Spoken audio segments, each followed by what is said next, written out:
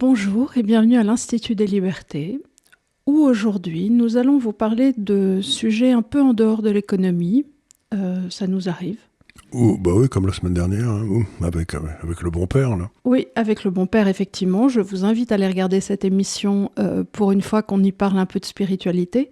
Et aujourd'hui, on a choisi de parler de deux sujets. Alors moi, j'ai lu ce livre de Douglas Murray qui vient de sortir, qui s'appelle « Les démocraties et la mort », que je vais vous présenter, qui, comme son nom l'indique, est une partie de pêche, qui revient sur le massacre du 7 octobre en Israël, mais qui, plus généralement, pose aussi la question, effectivement, de civilisation.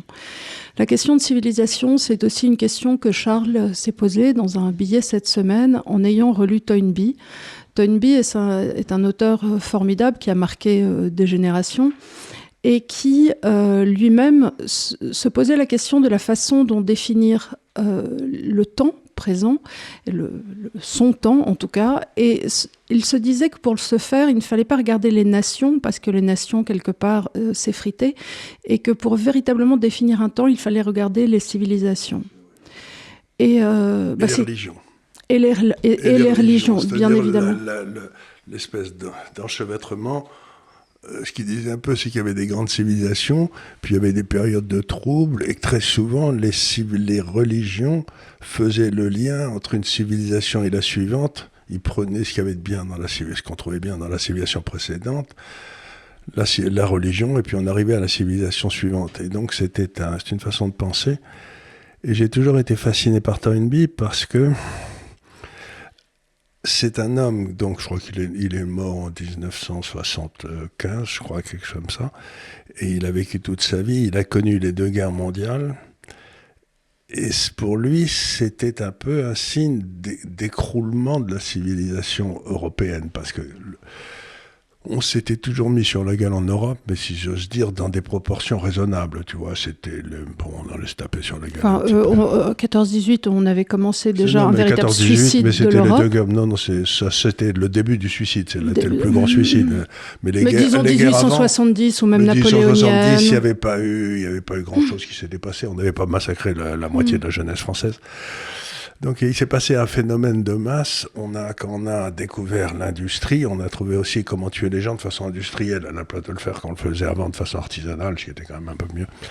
Donc il réfléchit et surtout il a consacré des pages à la façon dont les élites dans un pays sont censées répondre aux défis qui se posent à ces pays. Et alors il a une idée qui est assez forte, et que j'ai toujours constaté comme juste d'ailleurs, c'est-à-dire qu'il y a un défi qui se pose à un pays, ou à deux pays, par exemple la rivalité franco-allemande. Ça a été le grand défi qui a eu lieu de 1810, allez à peu près de Napoléon, jusqu'à 1945, quoi. Donc, et ce qu'on a essayé de faire pendant très longtemps, les élites dans les deux pays ont essayé de résoudre ça sur le plan militaire, qu'un pays écrase l'autre, quoi. Donc, ce qui nous a beaucoup occupés. Et puis en 1945, on s'est dit, c'est peut-être pas une bonne idée.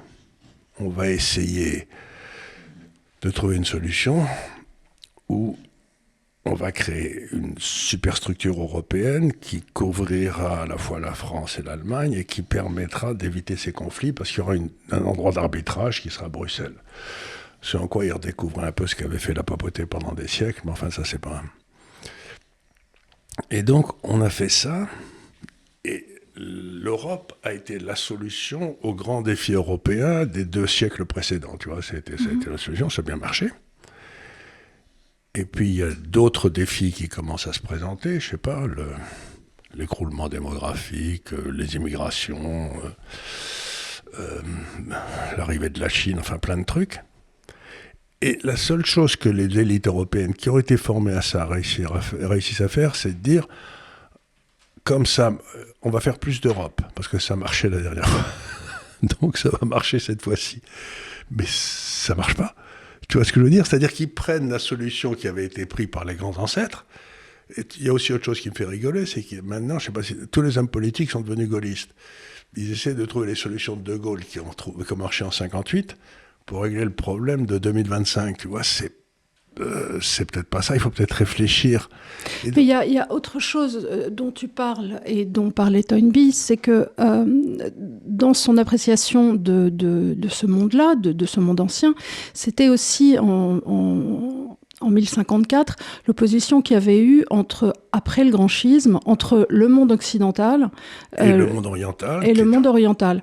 Et n'importe quel observateur de l'extérieur du temps jadis devait se dire, eh bien évidemment, je ne paye pas un kopek sur Rome, et ça va être ce monde né de Constantinople qui va désormais... Était organisé, il y avait un droit, il y avait une capitale, il y avait des provinces, tout marchait bien, et tout et tout.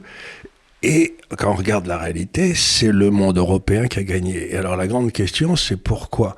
Et là, je fais un saut, même si c'est parce que l'Europe chrétienne avait bâti des structures qui étaient antifragiles, pour reprendre l'idée de notre Libanais préféré. L'antifragilité, c'est une subsidiarité. Oui, et la notion de subsidiarité, c'est quelque chose qu'on retrouve dans l'école de Salamanque, que vous retrouvez... Qui vient de l'Église. L'Église a été bâtie sur la subsidiarité. Sur la subsidiarité, c'est-à-dire ce que vous pouvez faire au niveau de votre paroisse, vous le faites au niveau de votre paroisse, et ensuite vous remontrez à l'archevêché. L'archevêché, le cardinat, voilà. Et éventuellement Rome. Et donc, toute l'idée de cette idée de Bruxelles au départ, c'était de faire des machins un peu à la Suisse où tout part du bas. Et puis, grâce à Jean Monnet et aux fonctionnaires français, et à la CIA, on a essayé de refaire Rome, c'est-à-dire de refaire une puissance centralisée. C'est-à-dire qu'à la place de tout part du bas, ce qui aurait très bien marché, on a fait que tout vient du haut. Et alors, quand je regarde nos élites aujourd'hui, je me souviens des élites françaises de ma jeunesse, quand j'avais 20 ans. Par exemple, le maire d'Auch, qui était un local, il était membre du Conseil d'État, et il était à la fois donc un local, mais il était au Conseil d'État à Paris, donc il était aussi un... Donc la plupart des élites françaises venaient de la base et avaient une présence locale et une présence à Paris, mais ce qui leur donnait de la légitimité, c'était la présence locale, tu vois ce que je veux dire ? Mais en même temps, ils avaient une compétence, parce qu'il était conseiller d'État, donc il était respecté par tout le monde, c'était un homme très bien. Et aujourd'hui, quand je regarde nos élites, je me dis qu'elles ne viennent que du sommet. C'est-à-dire qu'ils ont fait un système avec l'ENA et tous ces trucs-là, où les gens sont sélectionnés au sommet, et de là dispensent leur immense sagesse vers le bas, quoi. Ils n'ont plus aucune attache locale. Et je l'ai montré aussi en regardant une fois, ici, je crois, dans une des émissions, où ces élites passaient leurs vacances. Le maire d'Auch, il passait ses vacances à Auch. Tu vois, il ne se posait pas de questions, quoi. Il était... Tandis qu'aujourd'hui, tu vois que les endroits où tous ces gens qui nous gouvernent passent leurs vacances, il y a l'île de Ré, tu connais, il y a le bassin d'Arcachon, il y a autour de Saint-Tropez, il y a un peu autour dans les montagnes là-bas, à Val d'Isner ou à Courchevel. C'est l'hiver, mais... Sinon, c'est Ibiza, oui. C'est Ibiza. Marrakech. Et donc, ils sont tous dans les mêmes endroits. Et la caractéristique de ces endroits, c'est qu'il n'y a plus de maison de famille, tu vois. C'est qu'autrefois, il y avait le type qui était là, souviens-toi de la maison de mes parents, il y avait les neveux, les nièces qui venaient, tout le monde venait, on était là. Et ça crée des familles fortes. Donc, on a une espèce... Cette élite, si j'ose dire, a fait exactement la même erreur que le roi à Versailles. C'est-à-dire qu'il y avait la noblesse qui était partout en France, et puis il a concentré les très grands nobles à Versailles, qui du coup considéraient les autres comme des bons à rien. Et donc aujourd'hui, on se retrouve avec une espèce de structure de noblesse à Paris qui ne vit et ne respire que parce qu'ils sont près du monarque. Et ça ne peut pas prendre des bonnes décisions. Donc on a transformé notre démocratie en une espèce de fausse démocratie où il y a une noblesse d'État qui gouverne des jurés, tu vois, parce qu'ils ne comprennent même pas pourquoi on met en cause, en demandant des élections, par exemple, ou des référendums, leur grande sagesse. Donc, ces gens-là sont par définition incapables de répondre à des défis, puisque... Autrefois, il y avait quelques-uns de ces gars-là qui étaient dans l'armée, donc qui apprenaient à commander des hommes et à des situations difficiles, mais aujourd'hui, il n'aurait jamais rien arrivé. Et tu imagines pas Attal sortant de la tranchée avec toutes ses troupes derrière lui, quoi. Non, tu n'imagines pas vraiment Attal sortant d'une tranchée. Donc le vrai problème, c'est que partout en Europe, on a eu ce phénomène de concentration des élites autour d'une espèce de classe autoproclamée dirigeante. Et partout en Europe, les défis sont les mêmes, on ne les traite pas. Et partout en Europe, ça va très mal. Mais alors, les gens me disent, oh là là, j'ai été à 2 ou 3 trucs, des dîners en ville où je vais assez peu, mais enfin, j'ai été à un récemment, et tout le monde me dit, oh là là, ça va très mal et tout. Je leur dis, mais non, ça va pas très mal. Arrêtez de me casser les pieds. Ça va très bien partout. En Asie, ça pète le feu, merci, ça va bien. En Amérique latine, ça va très bien, partout. Ça va très mal chez nous, parce qu'on a des gens extraordinairement incompétents dans nos élites et qui refusent d'abord d'analyser les problèmes, même de les prendre en compte. C'est-à-dire, si tu dis il y a un problème là, je sais pas, l'immigration par exemple, pendant des années, si tu disais qu'il y avait un problème qui était l'immigration, tu étais considéré comme... Enfin, tu puais les pieds, quoi. C'était, bien sûr, oui. C'était affreux. Donc, à partir du moment où tu as des problèmes monstrueux et que tu ne veux pas les regarder, tu ne peux pas les traiter. Oui, c'est la première des choses, c'est de regarder les choses. Et c'est là où ce qu'a dit le bon père la semaine dernière était très intelligent, c'est qu'il a dit, dans le fond, il y a les platoniciens et les aristotéliciens. Les aristotéliciens, ils essayent de regarder la réalité pour la comprendre. Et les platoniciens, ils se font une idée de la réalité, ils bâtissent une idéologie qui est complètement fermée sur elle-même.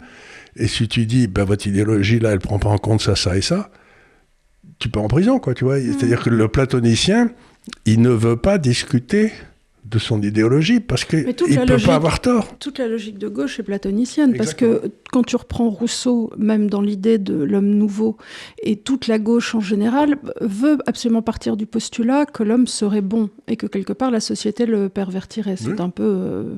Donc ça, déjà, c'est une idéologie. Et déjà, c'est une idéologie. Parce qu'il faut partir du principe que l'homme est globalement un être défaillant, relativement médiocre et capable de temps en temps de grandes choses, de temps en temps. De temps en temps, et chez certains, et pas chez tous. Et donc, le but d'un système de sélection des élites, c'est dans le fond de sélectionner ces gars-là qui ont un peu qui comprennent la réalité et qui savent ce que c'est, si j'ose dire, que le bien commun et servir les autres. Alors, c'est plus du tout ce qu'on fait. Donc, on a un vrai problème aujourd'hui en France, et des problèmes s'accumulent, parce que ce que disait Toynbee, qui était très fort, il disait, si les problèmes ne sont pas traités, ils reviennent sous une autre forme. Bien sûr. Et à ce moment-là, s'ils ne sont toujours pas traités, il n'y a que trois solutions possibles. Soit il faut changer d'élite. C'est ce qu'en principe les élections faisaient, mais ne font plus. Soit ça détruit le pays, soit ça détruit la civilisation. Alors, est-ce qu'on n'a pas aussi, dans ces cas-là, le principe de présomption fatale ? C'est-à-dire que par définition, nos élites vont devenir, si on pense à Hayek, de plus en plus elles le sont devenues. Elles le sont par la méthode de sélection. C'est pour ça que quand tu regardes un pays comme la Suisse, dont je parle souvent, tu as un mal de chien à discerner les élites politiques en Suisse. Parce qu'ils les ont... En Suisse, ils ont toujours refusé que leurs élites aient des tendances platoniciennes. Alors, le Platon, ça n'intéresse pas les Suisses, quoi. Et donc, ils sont aristotéliciens. Mais donc on voit ça partout. Et la question, c'est bon alors, regardez, la destruction d'un pays, par exemple, vous pouvez penser à la Pologne, qui était quand même un très grand pays en Europe, une grande puissance, qui au XVIIe siècle a disparu, parce qu'il a été bouffé par la Russie, l'Autriche-Hongrie et la Prusse, je crois. Il a disparu, puis il est revenu un siècle ou deux après. Mais regardez, dans les civilisations, vous avez les civilisations d'Amérique latine qui ont été complètement remplacées, et puis toutes les civilisations chrétiennes au Moyen-Orient, les Coptes qui sont les propriétaires de départ de l'Égypte, c'est curieux, comme personne ne s'intéresse à leur sort, alors que tout le monde s'intéresse au sort des Palestiniens qui auraient été les types de départ.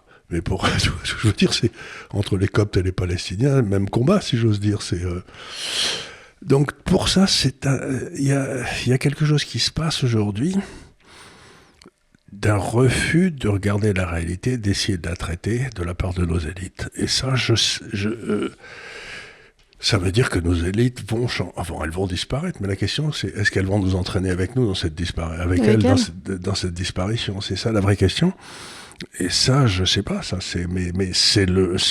aujourd'hui se joue peut-être le sort de la France et peut-être aussi le sort de la civilisation chrétienne qui a été en Europe, quoi. Tu vois, c'est peut-être ça qui est en train de se jouer. C'est pas simplement de remplacer Monsieur Macron par Monsieur Philippe, tu vois. C'est pas vraiment le sujet intéressant, quoi. Alors, ça amène une transition sur donc le livre que j'ai lu de Douglas Murray cette semaine, qui s'appelle donc La démocratie et la mort, Israël, l'islamisme et nous. Alors, Douglas Murray, c'est un journaliste et un essayiste qui écrit au New York Post, au Wall Street Journal, au Spectator, surtout. Il a écrit une trentaine d'ouvrages. C'est un journaliste aussi de terrain. À chaque fois qu'il y a des zones de conflit, il s'y rend. Il était en Ukraine. Et là, il a passé énormément de temps en Israël suite au 7 octobre. Il était déjà, je crois, relativement impliqué. Je ne sais pas trop pourquoi, parce qu'il est anglais. Donc, il n'est pas juif. Il est athée. Il est de confession à l'origine anglicane, mais il est finalement athée. Et il est homosexuel. Et d'ailleurs, il n'en fait pas une pendule, mais il dit simplement... Quand il y a des débats sur ces trucs-là, il dit moi je suis homosexuel, puis passons à autre chose, quoi. C'est pas il en fait pas un titre de gloire ni un titre de honte, quoi. Mais je l'ai rencontré à plusieurs reprises. C'est un homme d'une culture extraordinaire et qui a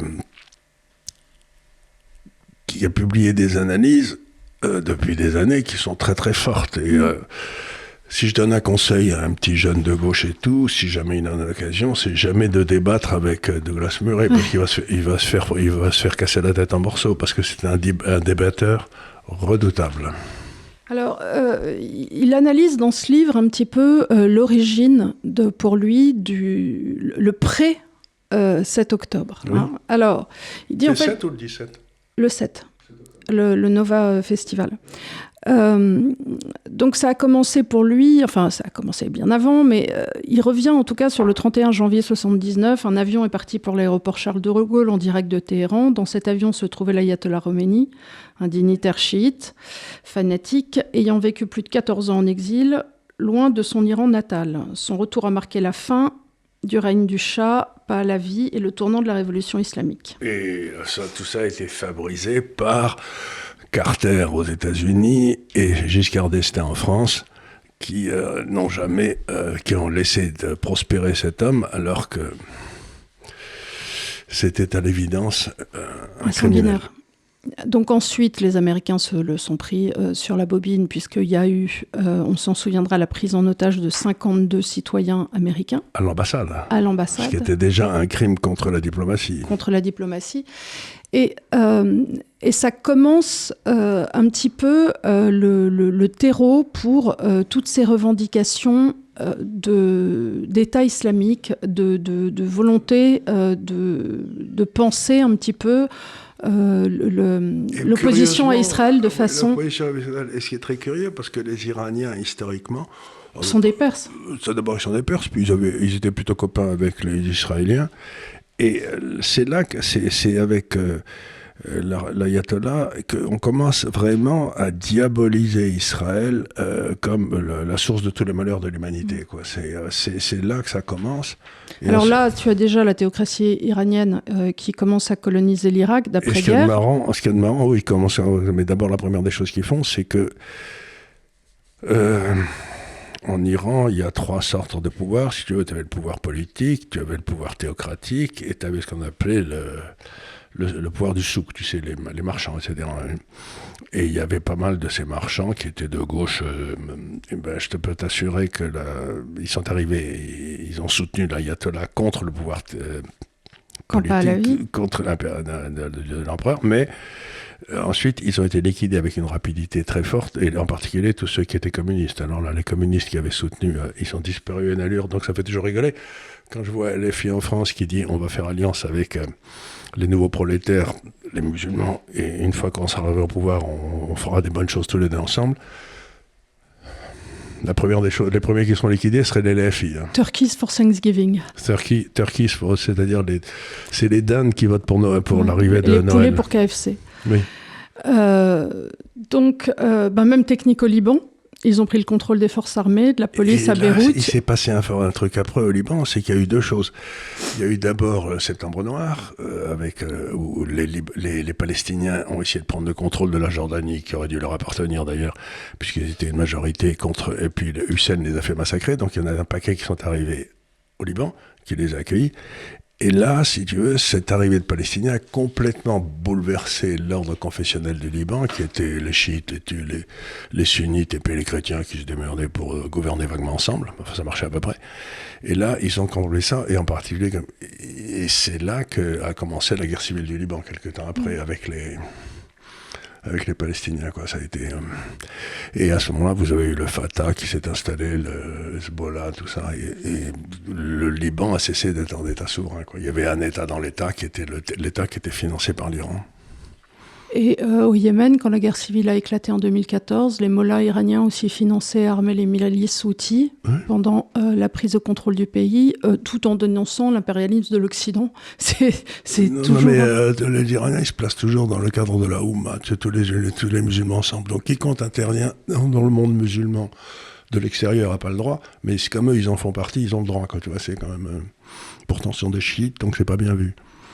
Et donc, en réalité, l'auteur, dès le début, essaie de revenir sur l'histoire et sur ce qui a pu nourrir ce violent sentiment antisémite dès ce festival Nova, et sur la création de cet antisémitisme de par le monde. Et bon, par exemple en France, sur l'affaire Dreyfus. Et... Oh, ça, c'était bien avant. Il y a eu... Comment dire ça, il y a une phrase terrible de Bernanos qui dit que Hitler a déshonoré l'antisémitisme.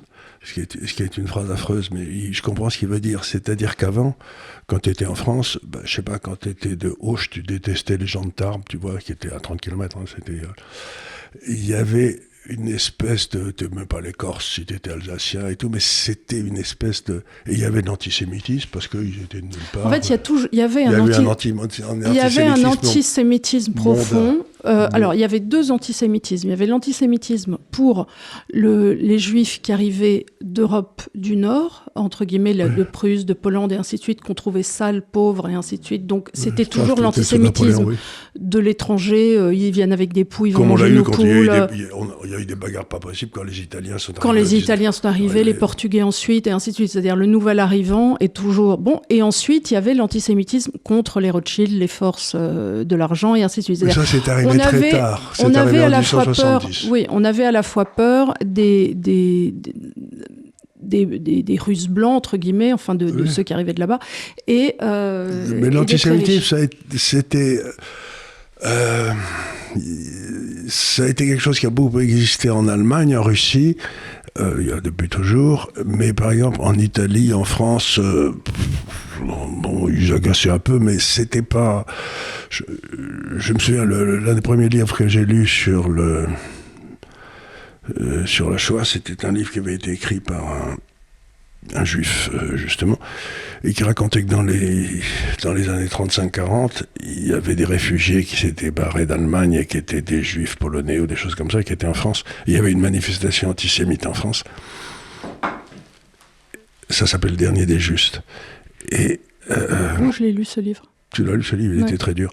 Et à ce moment-là, il y a des... C'est un nom comme Bernstein ou un nom comme ça. Je ne sais plus comment il s'appelait, mais Le Dernier des Justes. Et donc, il y a des antisémites qui manifestent, puis il y a une pauvre vieille dame juive qui essaye de partir en courant parce qu'elle était là, elle tombe.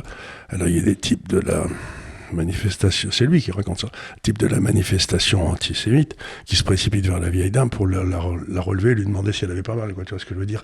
C'était pas pour lui casser la gueule. Donc il y avait des manifestations juives, mais quand on voyait une vieille dame juive, ça paraît idiot ce que je veux dire, mais il y avait une espèce d'antisémitisme culturel, parce que bon voilà, c'est comme ça, mais il n'y avait pas ce désir de se débarrasser des juifs physiquement, quoi. C'était ce qui s'est passé en Allemagne est complètement incompréhensible. Alors, il revient aussi sur la création d'Israël, donc en 1948, Et dès l'instant où Israël avait repoussé l'invasion en 1948, l'idée que les Juifs étaient capables de se défendre, mais étaient aussi capables d'imposer des frontières, est devenue visible pour les pays voisins. Il y a eu d'autres tentatives de rayer le pays de la carte en 67, en 73. Et puis après, ça s'est installé dans une sorte de guerre froide jusqu'aux Jeux de Munich en 72. Et le groupe palestinien Septembre Noir, qui, rappelons-le, a tué donc 11 athlètes israéliens. Et là, à ce moment-là, Israël a mis en place ce qu'on appelait la colère de Dieu, c'est-à-dire que un par un, ils sont allés chercher tous les gars qui... C'était une femme, je crois, c'était Golda Meir. Voilà, et ils sont devenus maîtres dans quelque chose qu'on appelle le Rohum, qui est le renseignement d'origine humaine. Et pendant tout un temps, un par un, on est allé chercher, dans cette opération Colère de Dieu, tous les gens qui avaient été responsables de ces tueries de Munich. Et donc, alors il s'est passé un phénomène curieux. On a cru, surtout, longtemps, avant ce 7 octobre, peut-être à tort, que Israël gérait le Moyen-Orient. Oui, que pas Israël avait mais comprenez ce qui s'y passait. Voilà, et était en amont des visions. C'est-à-dire, depuis cette idée de colère de Dieu, ainsi de suite, on se disait, les renseignements israéliens, ils sont là, le Mossad, il gère absolument tout, il fait son boulot. On ne peut pas bouger une oreille au Moyen-Orient sans que le papier, il l'entende tomber là-bas. Et alors, il s'est passé un phénomène curieux, c'est que on détestait les Juifs, si j'ose dire, parce qu'ils étaient apatrides. Tu vois, on disait, ils peuvent pas... Ils sont cosmopolites, c'est le citoyen du monde. Il peut pas y avoir des bons Juifs français parce qu'ils sont d'abord Juifs, etc., ce qui était une imbécilité parce qu'ils sont très bien fait tuer en 14 comme tout le monde. Et du côté allemand aussi. Donc, et puis, à partir du moment où les Juifs ont eu des frontières, une patrie, une armée et qui se défendaient plutôt bien, on leur reproche d'être nationaliste. C'est-à-dire que l'existence d'Israël est un défi total à la construction européenne, puisqu'il n'y aura plus de patrie, plus de frontières, tout ça. Donc, il apparaissait comme une incongruité. C'était incroyable. Et on dit, donc tous les gars en Europe, tu ne peux pas être européen à Bruxelles et ne pas détester Israël, parce qu'ils sont exactement le contraire de tout ce que tu dis est le futur. Tu vois ce que je veux dire ? Il y avait... donc les Juifs, pour une fois, à la place d'être à la tête d'un mouvement, ils se sont retrouvés d'un seul coup...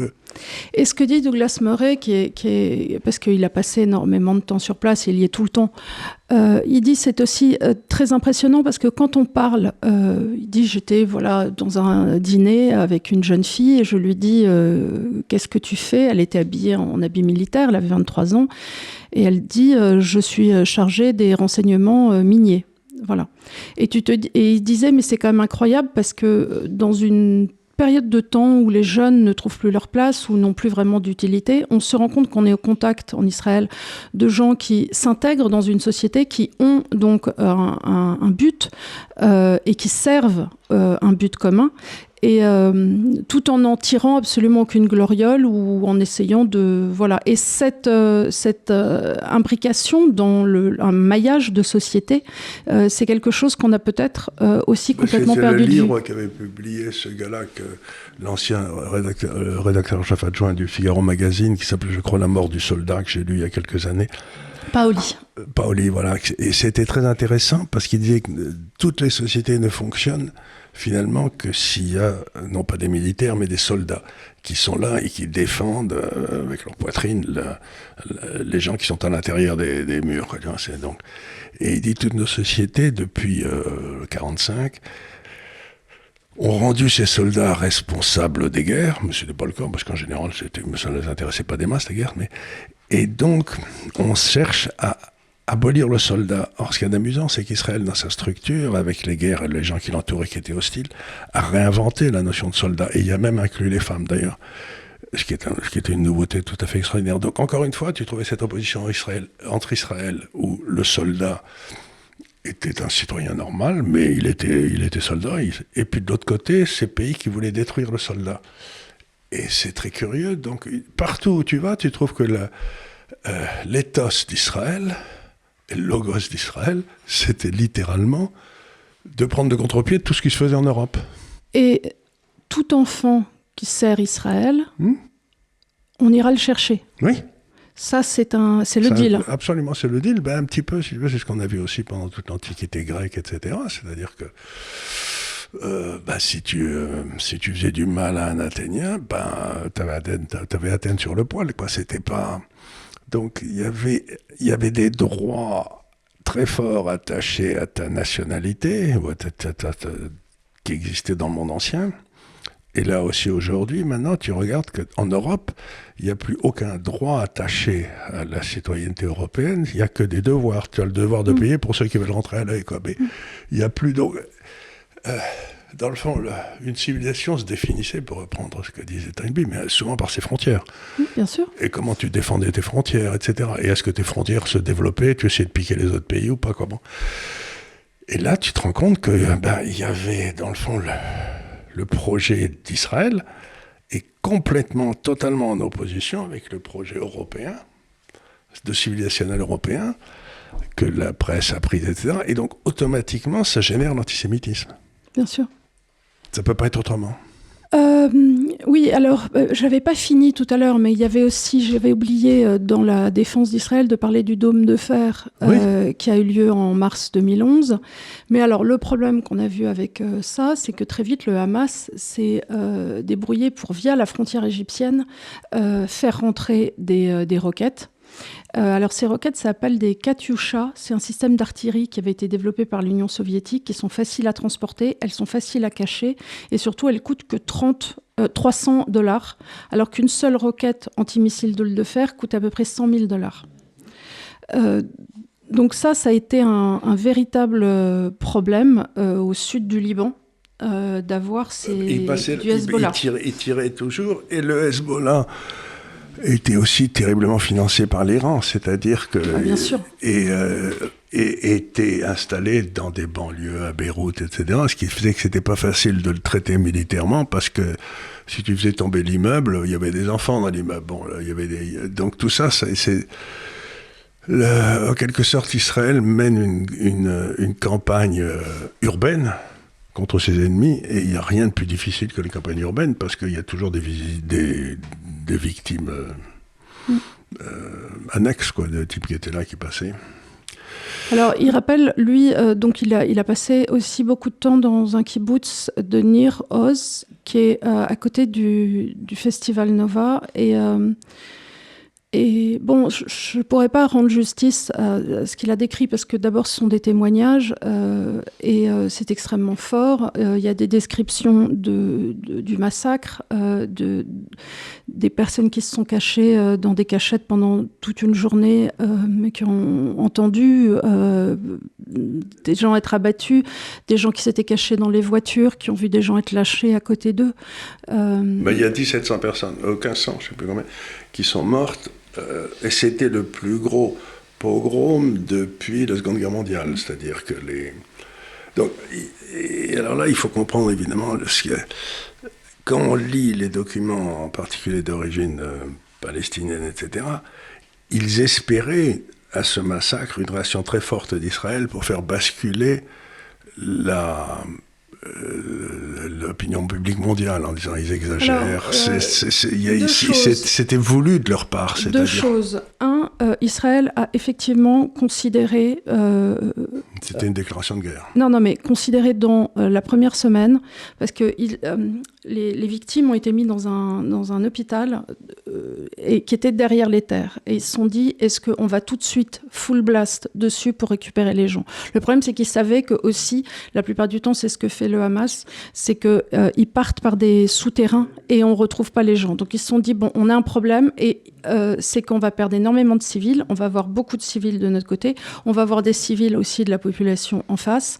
Et finalement, ils ont dit, on ne va pas faire ça. Mais ça a été vraiment, vraiment pris. Le deuxième truc, et ça, Douglas Murray l'analyse très bien, c'est qu'il dit que l'opinion publique, dès le lendemain, sur les campus américains, on commence à dire, il y avait eu même à Londres, il y a eu des trucs Free Palestine, enfin, et ainsi de suite. C'est-à-dire que le combat de l'opinion publique, alors même qu'on était devant un nouveau Bataclan, c'est-à-dire, c'est exactement beaucoup plus grand. C'est-à-dire que qu'est-ce qui s'est passé? Je remarquerai qu'on n'a rien fait pour le Bataclan, on a mis des petites bougies. Oui, non, mais ça c'est nous.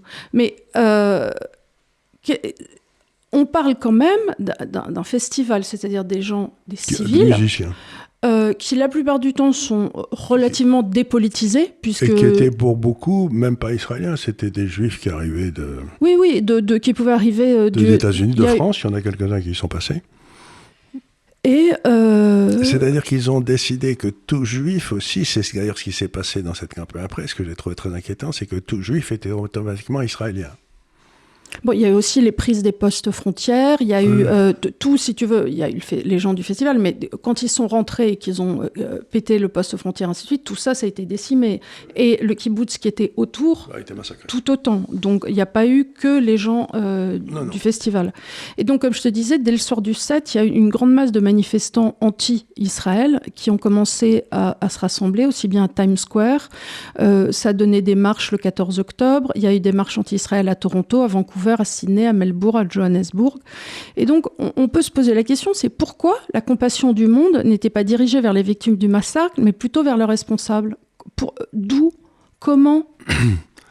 Parce que, si tu veux, probablement une grosse partie de ces manifestations, il y avait... Mais c'est même pas sûr, parce qu'en France, il s'est passé la même chose. Il y a quand même eu des civils qui étaient là, tranquillement, en train de faire leur vie, et qui ont été massacrés. Mais ça, c'est un des grands mystères. Et les gens disaient, c'est bien fait. C'est bien fait parce que, vous comprenez, Free Palestine. Oui, et ça, c'est un des grands mystères. Alors, la réaction a été très brutale. Il y a ces tas de choses qui s'est passé aussi à Gaza et tout. Mais, encore une fois, on ne peut pas s'empêcher de penser à la blague new-yorkaise, c'est que Jews is news. C'est-à-dire que si ça touche la judaïcité, à ce moment-là, on en parle. Et j'en veux pour preuve, si vous voulez, c'est que pendant que se passaient toutes ces horreurs, il y avait des chrétiens qui se faisaient massacrer au Soudan dans un nombre, il y en a eu, je ne sais plus combien, plusieurs centaines de milliers, et que personne n'a dit un mot sur ça, c'était pas ça. Donc, il semble que le monde tienne Israël obligé de suivre un certain nombre de règles qui ne s'appliquent qu'à Israël, quoi. Parce que quand ça se passe ailleurs, personne ne dit rien, quoi. En tout cas, c'est un sujet extraordinairement difficile, mais on retrouve une fois encore cette incapacité de nos élites à prendre des positions claires. C'est-à-dire que, je prends l'exemple de notre président, quand le massacre a eu lieu le 7 octobre, il a immédiatement pris parti pour Israël, etc. Et puis, une semaine après, il changeait d'avis parce qu'il avait vu les manifestations et qu'il trouvait que c'était pas porteur du point de vue électoral d'être pour Israël. Bon. Et donc, quand vous avez des hommes politiques comme ça qui sont suffisamment flexibles, qui pensent en même temps, qui sont incapables de dire le bien et le mal, la population est perdue parce que ceux qui sont chargés de lui montrer le nord lui montrent les 4 points cardinaux à la fois et ils ne savent plus très bien où aller. Donc on retrouve derrière ça, quand je vois la réaction des hommes politiques anglais, des hommes politiques français, des hommes politiques... Les Allemands, ils étaient un peu emmerdés parce que, pour des raisons que tout le monde comprendra. Mais en Hollande, ça n'a pas été beau. Donc là aussi, on voit l'émergence d'un phénomène, c'est que qui est tout à fait lié à René Girard et à toutes ses analyses sur les victimes, c'est que pendant longtemps, la victime, enfin le type qu'on mettait sur une croix, là, il était coupable. Le bouc émissaire. Voilà. Et puis d'un seul coup maintenant, depuis le Christ, on a mis un type sur une croix, et il n'était pas coupable du tout. Et donc, quand quelqu'un maintenant est condamné à quelque chose, il prend immédiatement la position de la victime innocente. Et du coup, aujourd'hui, dans le monde, dans notre monde, tous les criminels sont devenus innocents. Et donc, ça veut dire que ceux qui disent du mal des criminels sont coupables. Et tu le vois très bien dans notre système judiciaire aujourd'hui. Tu vois que le coupable, il a plein d'avantages, et que la pauvre victime, tu replaces ça dans le cadre Israël-Palestine, et tu vois que c'est exactement la même chose. Donc on a décidé une fois pour toutes que celui qui perdait était celui qu'il fallait soutenir. Mais alors il aurait fallu soutenir les nazis en 40 ?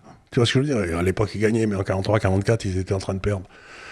Donc, cette espèce de divination on a remplacé le prolétaire des usines du 19e par le paysan palestinien en disant c'est lui qui a tous les...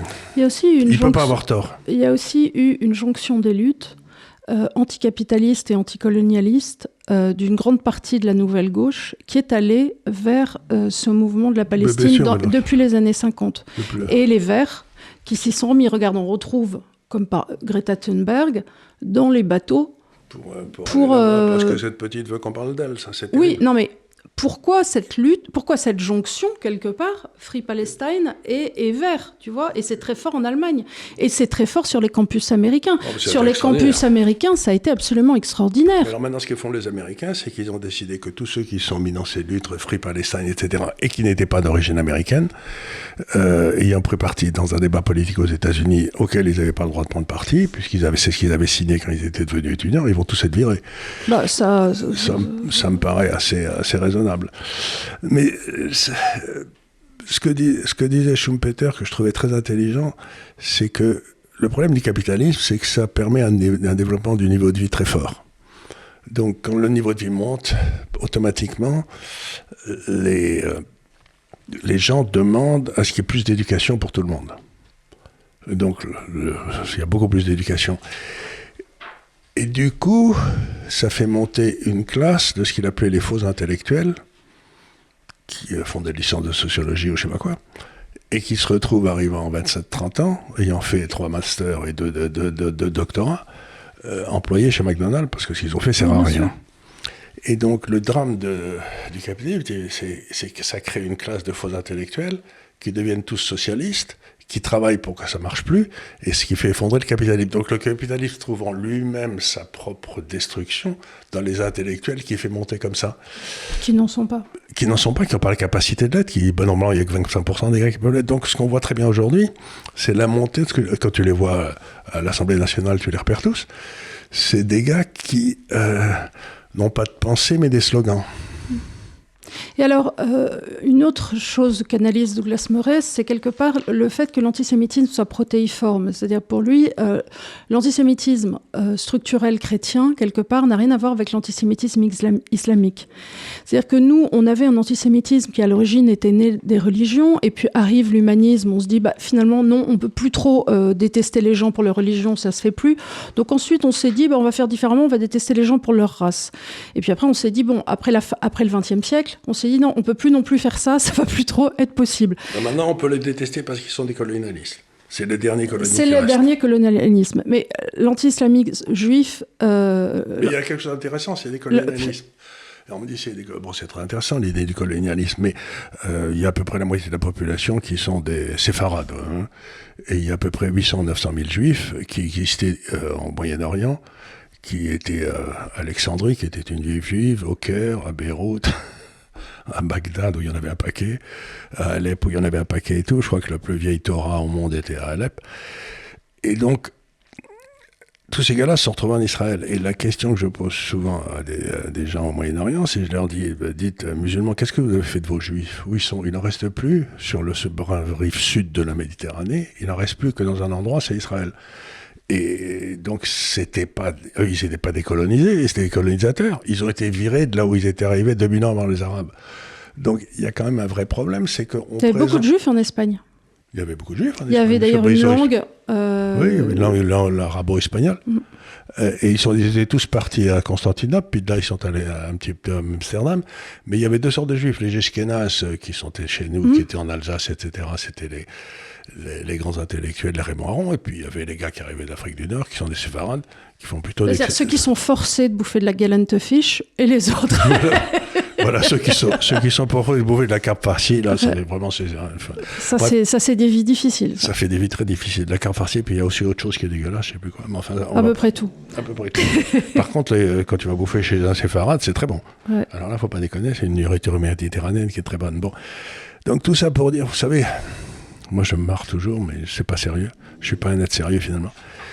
La meilleure définition de l'antisémitisme que j'ai connue, c'était celle du grand rabbin anglais d'Angleterre pendant les années Thatcher. On lui demandait, je l'adorais, il était tellement malin, il était marrant, il a écrit des trucs sur la morale aussi qui étaient remarquables. Et on lui demandait qu'est-ce que c'est que l'antisémitisme. Il avait dit être antisémite, c'est détester les juifs plus qu'il n'est normal. Et je me dis, il n'y a qu'un anglais pour dire une connerie comme ça. Mais c'est qu'un rabbin. C'était un rabbin. Douglas Murray reprend une citation, une réflexion de Vassili Grossman dans Vie et Destin, qui explore donc les parts sombres du XXe siècle de Stalingrad au camp de la mort. Et alors, je vais te dire cette réflexion. L'antisémitisme est toujours un moyen et non une fin. Il est la mesure des contradictions encore non résolues. Il est le miroir des faiblesses des individus, des structures sociales et des systèmes étatiques. Dites-moi de quoi vous accusez les Juifs, je vous dirai de quoi vous êtes coupable. C'est-à-dire, il y a une forme, en réalité, de ce qu'on appelle en psychologie de projection.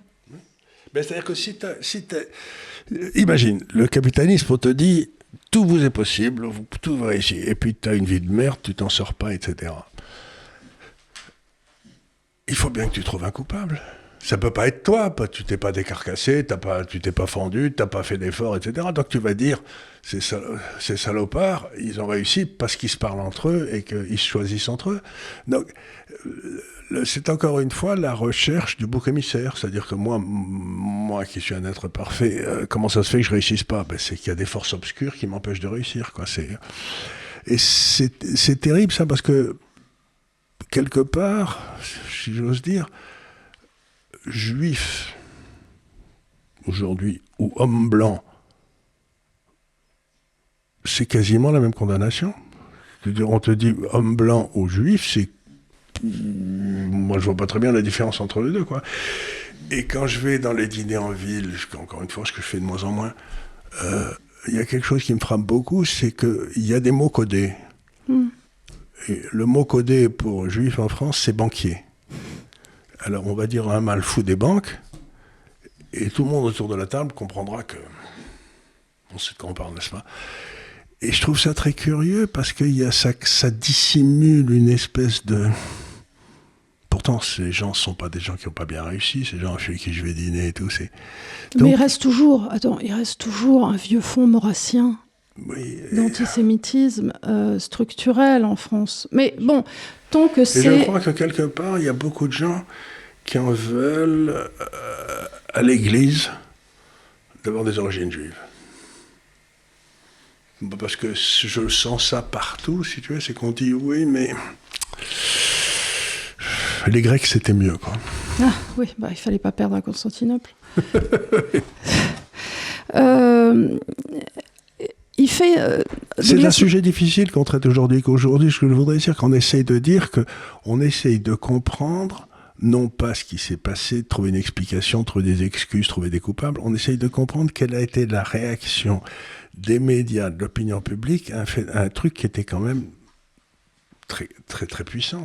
Et alors, c'est exactement la question que se pose toujours Douglas Murray par rapport aux États-Unis. Il dit quand même qu'il a été profondément choqué, évidemment par le traitement des universités et ainsi de suite, mais au-delà de ça, du fait que les gens sont restés aussi amorphes. Alors, pour lui, il a une analyse du politologue américain qui est Robert Kagan, depuis la puissance et la faiblesse. Et pour lui, l'Europe et les États-Unis se sont éloignés après la Seconde Guerre mondiale, parce que les États-Unis sont enfermés dans une logique que désormais les guerres appartenaient au passé, et que le continent accédait à ce qu'Emmanuel Kant a appelé un état de paix perpétuel. Le pâle qu'a fait Kant. Voilà. Et même si aujourd'hui l'Ukraine pourrait avoir changé en partie la pensée européenne, quand apparemment on pose la question à des jeunes Américains du fait de seriez-vous prêts à vous battre pour votre pays si votre pays était envahi, les jeunes Américains disent non pour plus de la moitié. C'est-à-dire qu'ils ne conçoivent même pas... C'est la mort du soldat. De pouvoir être envahis sur leur territoire, ce que nous, en Europe, nous intégrons... On a l'habitude. Nous intégrons à peu près bien. Mais c'est pas pour ça qu'on va se battre. Donc au total, seuls 55% des Américains se battraient. Et tu fais ce sondage en Grande-Bretagne, sur les 18-40 ans, la grande majorité ne se battrait pas non plus. Ça, j'en doute, parce que je connais mes Anglais, ayant vécu 25 ans. Si c'est des Français, ils leur taperaient peut-être dessus. Si c'était des Français ou je sais pas quoi, ouais, c'est là où les Anglais sont pas très bons, c'est pour les... Mais si, ils sont très bien tapés sur les Irlandais, sur les Gallois, sur les Écossais. Donc, quand on me dit que les Anglais sont pas prêts à taper, j'ai un petit moment de... J'ai des doutes, là. Et dans son dernier chapitre, il y a des choses très émouvantes, encore une fois, de Douglas Murray. Si vous avez envie de lire des témoignages, je vous invite à lire ce livre. Il dit quelque part, le prix qu'ont les Israéliens à payer, c'est peut-être le prix pour être aussi près de Dieu. Il dit certainement, c'est pas la même chose de dire quand tu es sur place à quelqu'un vous tournez à droite sur Edgware Road ou vous tournez à droite sur la Via Dolorosa. Quelque part, est-ce que... Alors là, il se place dans un... Oui, c'est très canon. Tu vois. Et il est certain, pour qui est allé en Terre Sainte, qu'on ressent une émotion sur place. C'est l'endroit où Dieu a parlé. Les Israéliens ne le croient pas, mais... parce qu'ils sont juifs, mais enfin, il y a les prophètes. Il a parlé dans le désert, il a parlé il a parlé, mais ça c'était dans le Sinaï, c'était oui, mais quand même. Israël, c'est l'endroit... c'est l'endroit où le peuple élu est allé, d'accord, mais pour nous, c'est l'endroit où la chrétienté est allée, puis l'endroit d'où Mohamed est parti se faire enterrer. Donc, le problème de Jérusalem, c'est que... Ça appartient à beaucoup d'imaginaire, quoi. Mais en fait, c'est le seul endroit où il y a encore le nombre de chrétiens qui augmente, quoi, au Moyen-Orient, parce que ça, on n'en parle pas, mais il y a aussi une purification ethnique au Moyen-Orient qui s'est passée contre les chrétiens, contre les juifs, qui n'a pas été triste. Alors que le Moyen-Orient de mon enfance, quand je suis né en Syrie, je crois que la moitié de la population d'Alep était chrétienne, il devait y avoir 10% de juifs. Donc c'était un endroit où les Turcs avaient permis une espèce de mosaïque de religions qui réussissait à peu près. Et puis quand il y en avait une religion qui commençait à emmerder les autres, les Turcs tapaient sur tout le monde à tout hasard. Et donc, sans doute, et sur certains en particulier. Sur certains, mais enfin, en général, les Turcs, ils n'étaient pas... On l'a vu. On l'a vu, ils sont assez robustes dans leur répression. Et donc, ils ont maintenu, avec assez peu de troupes, cette espèce de disparité au Moyen-Orient qui faisait la force du Moyen-Orient. C'est-à-dire que, un peu comme l'Europe, dans ce que j'explique dans Toynbee, c'est qu'il y avait des tas de communautés qui vivaient ensemble, plus ou moins bien, mais qui étaient très différentes. Donc, ça aurait pu faire un boom extraordinaire. S'ils avaient un pouvoir politique et des religions différentes et qu'ils réussissaient à plus ou moins... Ça aurait marché, mais non, ils n'ont pas réussi. Ça a raté. Et là, j'ai écrit un papier il y a longtemps qui s'appelait « Ode à un Moyen-Orient défunt ». Quelques 6 mois après, il y avait des types qui m'en parlaient au consulat français à Hong Kong, qui l'avaient lu. Donc, il y avait au Moyen-Orient une espèce de diversité de population, de diversité de religion qui était quasiment intenable. Parce que tout le monde... Bon. Et ça a tenu pendant quelques siècles. Et puis maintenant, c'est en train de devenir complètement musulman, quoi. Et Israël, là-dedans, apparaît comme une mouche dans du lait, quoi. Alors, pour résumer Israël, il a cette citation « J'ai mis devant toi la vie et la mort, la bénédiction et la malédiction ». Et c'est un peu ce que tu dois accepter si tu décides de vivre en Israël. Et en conclusion de son livre, il raconte cette histoire qu'il était en Ukraine, toujours en tant que reporter de guerre. Et il disait que dans cette sorte d'hôtel-hôpital, tous les correspondants de guerre et tous les soldats sortaient pour fumer, alors qu'ils pouvaient se prendre une bombe sur le coin de la bobine absolument toutes les heures. Oui, c'est envie de fumer, hein.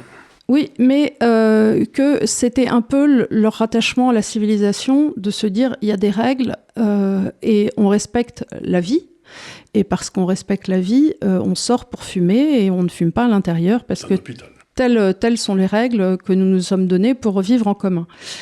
Et il disait que pendant que eux s'astreignaient à ce genre de règles, dans un endroit où pourtant la civilisation avait l'air d'avoir fui depuis un moment, ils recevaient des dépêches depuis les États-Unis où tout le monde s'écharpait pour savoir quelle était la date limite de l'avortement.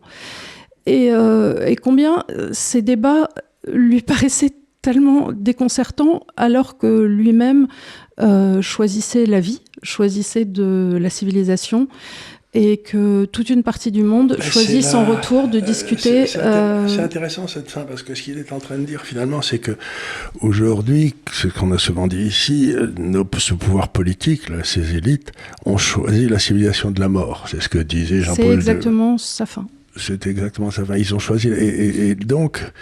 La question, c'est est-ce qu'Israël a choisi la civilisation de la vie ? C'est ce qu'il dit. Et c'est ce qui revient du décatonome aussi, c'est toujours choisir la vie. Toujours choisir la vie. Et pour lui, une peuple ou une civilisation qui choisit la vie doit être préférée. C'est elle qui gagne.